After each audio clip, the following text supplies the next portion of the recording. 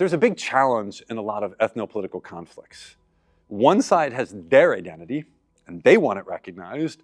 Another side has their identity, and they want it recognized, and often the values and beliefs are not consistent with one another.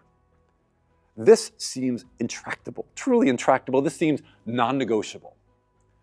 What do you do in these kinds of circumstances?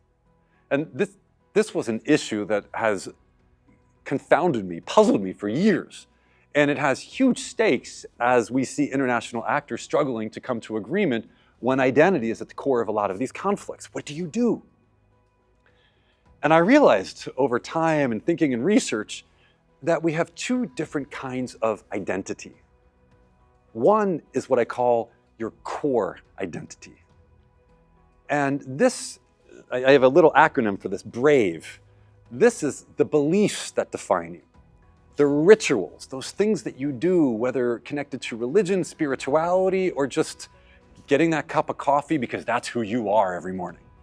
But the beliefs, the rituals, the allegiances that you hold, that's part of your identity. The values you hold and the emotionally meaningful experiences that you've had, your marriage, your divorce, the death of a parent, or a celebration of your religious group, a holiday. That's your core identity. And my hunch is that's not going to change very easily.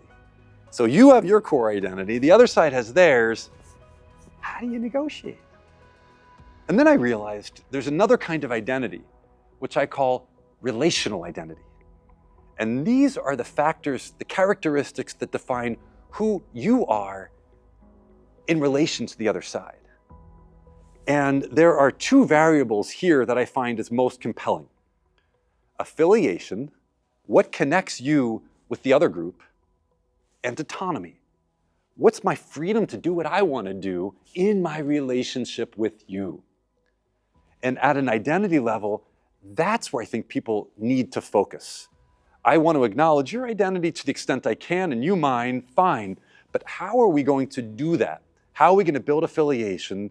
Where are the threads that we can weave together so that we have that sense of connection while you still hold your own unique sense of identity and I still hold mine? We each have autonomy.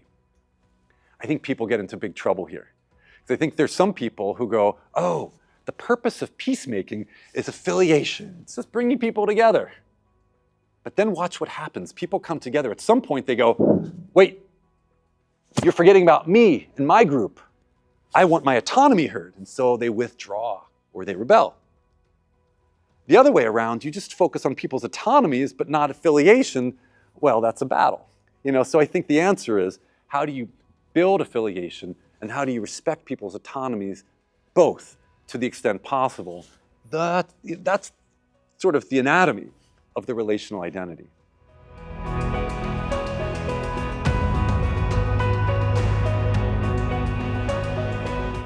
Emotional connection is essential to effective negotiation. This is one of my core beliefs.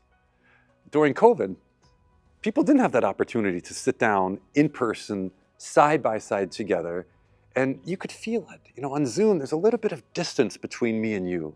We can gain some degree of intimacy, but it's not the same as the two of us sitting in a cafe and having a heart-to-heart conversation, or in the hallways at the UN having an important side dialogue on some very sensitive issues. It's just different.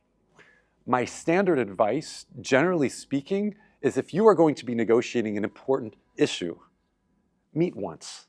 Just meet once in person with that other person toward the beginning of your process. Meet once. I think that's almost all it takes, because the moment the two of us meet in person, I know you differently. I sense you differently. I can feel who you are and you can feel who I am in a different sort of way. Then we can go on Zoom. Then we can meet in different contexts. That said, I look at a lot of the most effective international negotiations, those that have met with success in different parts of the world. What's one of the major ingredients from place to place? It is people who have met consistently, over time together, getting to know one another, because it's the moment I can look in your eyes, and I've looked in your eyes 5 or 6 times privately, confidentially, in different spots around the world as we're having a political dialogue, I know you in a different way. I'm building that level of trust. At the beginning, I'm testing the waters. Meeting 6 or 7, if we're in person, now I'm going to start to imply certain things about how the way things could happen if you just think about this, if government just thinks about that. On Zoom, that's going to take a lot longer.